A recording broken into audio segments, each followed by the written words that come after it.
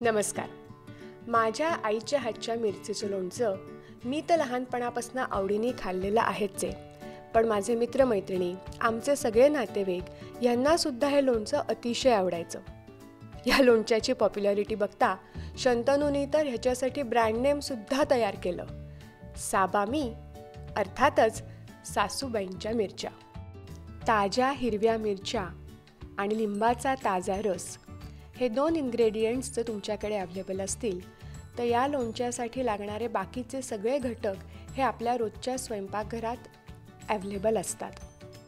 सगळ्यात आधी आपण ज्या मिरच्यांचं लोणचं करणार आहोत त्या मिरच्या स्वच्छ पाण्याने धुवून घ्यायच्या. धुतल्यानंतर थोडा वेळ त्या कोरडा टॉवेल किंवा पेपर नॅपकिनवरती पसरून ठेवायच्या, ज्याच्यामुळे त्या पूर्ण कोरड्या होतील. कारण मिरच्यांमध्ये आपल्याला कुठल्याही प्रकारचा पाण्याचा अंश राहून द्यायचा नाही आहे, त्यांनी लोणचं खराब होऊ शकतं. कोरड्या झालेल्या मिरच्यांचे अंदाजे एका मिरचीचे 3 असे तुकडे करून घ्यायचे आणि अशा प्रकारे या सगळ्या मिरच्यांचे तुकडे करून झालेले आहेत.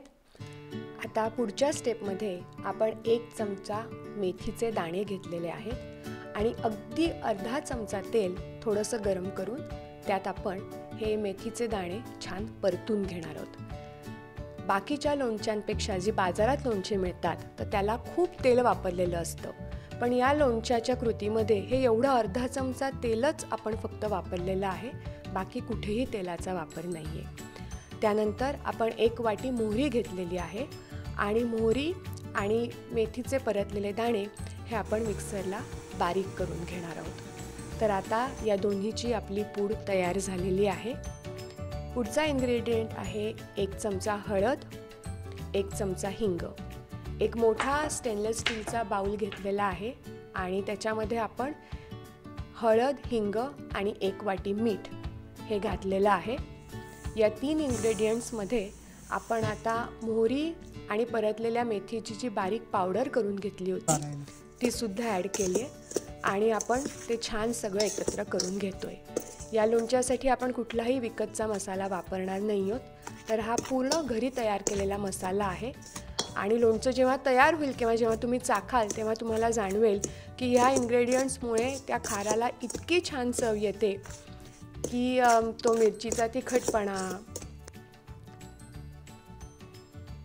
मिठाचा खारटपणा, मेथ्यांचा कडवटपणा आणि अर्थातच छान ताज्या लिंबांच्या रसाचा आंबटपणा हे सगळं खूप छान एकत्र येतं.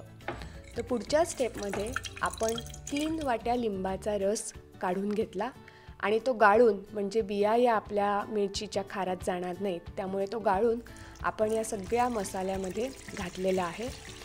आणि आता आपला जो कोरडा मसाला होता तो या 3 वाट्या लिंबांच्या रसांमध्ये आपण छान मिक्स करून घेतो. कुठेही बारीक गोळे राहणार नाहीत याची काळजी घेण्यासाठी तो छान ढवळून घेतला आणि आपले जे मिरचीचे केलेले तुकडे होते ते मिरचीचे तुकडे आता आपण या रसामध्ये घातले आणि ते छान एकत्र कालवून घ्यायचं. हे कालवून झालं की बेसिकली आपलं लोणचं तयार झालेलं आहे. आणि मग हे जे तयार झालेलं लोणचं आहे ते शक्यतो काचेच्या बरणीत आपण साठवून ठेवतो आणि तुम्ही बघू शकाल हे 15 दिवस झालेले आहेत आणि लोणच्याचा रंग आता बदललेला आहे. तर 15 दिवसांनी अंदाजे हे लोणचं खाण्यासाठी तयार होतं. तुमच्या सगळ्यांच्या इझी रेफरन्ससाठी मी इथे आईच्या हस्ताक्षरातली मिरचीच्या लोणच्याची रेसिपी देखील शेअर करत आहे.